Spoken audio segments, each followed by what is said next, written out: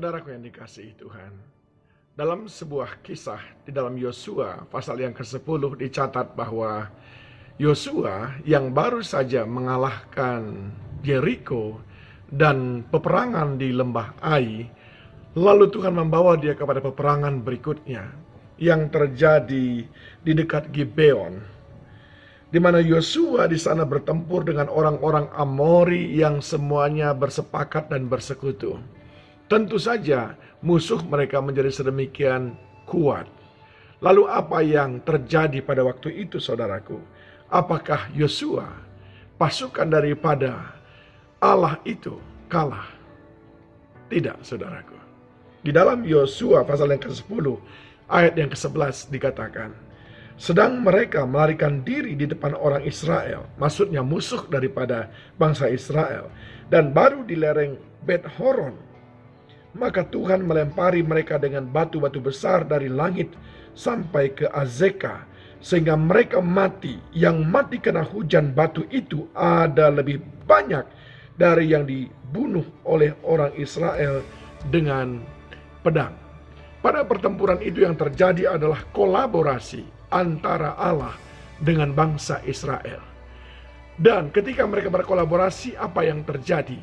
Yang terjadi adalah Allah melakukan peran yang lebih besar dibandingkan dengan ribuan orang Israel di bawah pimpinan Yosua.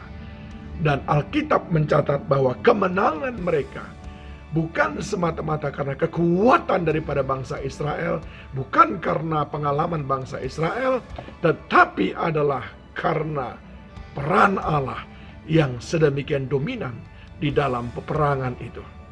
Saudaraku yang dikasihi Tuhan, hari-hari kita adalah hari-hari peperangan.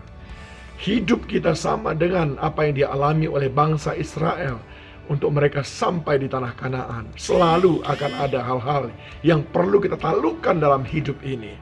Tetapi apakah engkau mencoba untuk menaklukkannya dengan kekuatanmu sendiri? Pasti gagal. Dan Yosua memberikan teladan kepada kita. Pertempuran-pertempuran yang berat sekalipun, apabila kita hadapi bersama dengan Allah, maka kita akan menjadi pemenangnya.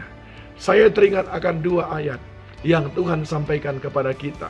Yang pertama, dia berkata di dalam Efesus 3 ayat yang ke-20, bagi dialah yang dapat melakukan jauh lebih banyak daripada yang kita doakan atau pikirkan, seperti yang ternyata dari kuasa yang bekerja di dalam kita.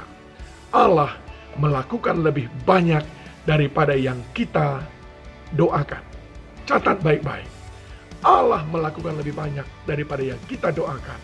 Tetapi syarat untuk dia melakukan lebih banyak, engkau harus berdoa. Ini penting bagi kita untuk mengerti bagaimana cara Tuhan menolong kita. Tidak ada kemenangan bagi Yosua kalau Yosua menolak untuk turun ke medan peperangan. Tapi ketika dia turun ke medan peperangan, maka Allah bekerja lebih banyak untuk memberikan dia kemenangan.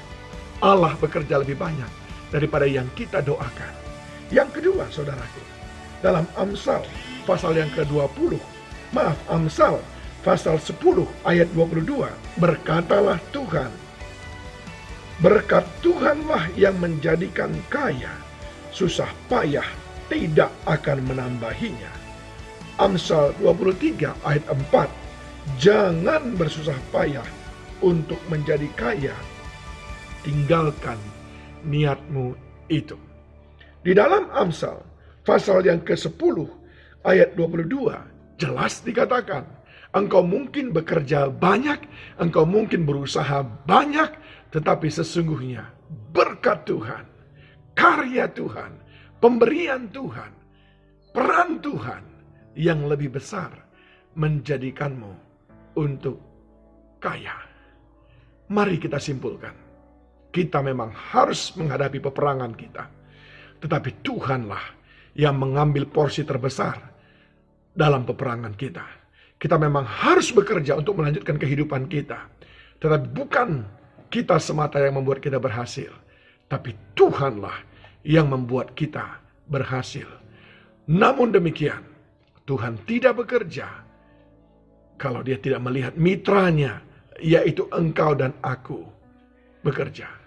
Saat engkau berdoa, dia melakukan lebih banyak daripada yang kau doakan. Saat engkau bekerja, dia memberi lebih banyak daripada apa yang bisa engkau kerjakan. Tuhan melakukan lebih banyak. Tuhan Yesus memberkati. Kaulah harapan dalam